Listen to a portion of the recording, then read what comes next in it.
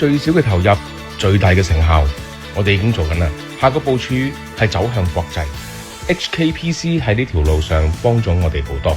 玩具製造行業都喺近幾年面對緊一啲好大挑戰啦，面對緊一啲成本嘅上漲，令到競爭力削弱。咁其實數碼轉型確實係可以幫到大家。好多中小企都希望可以出海，例如係東南亞，我會選擇馬來西亞，因為咧教育程度係比較高，係比較適合我哋嘅業務。又或者做一啲比較勞動密集嘅工業，可能會選擇一啲勞動力比較平嘅地方。我同生產力局嘅一啲合作咧，就由2015年已經開始㗎啦。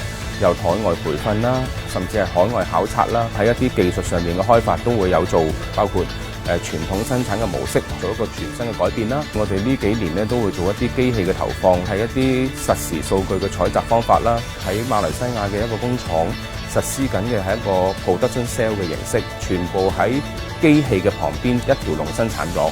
生產力局提供咗好多技術轉移嘅一個建議，令到我哋好快咁樣適應到去新嘅東南亞工廠。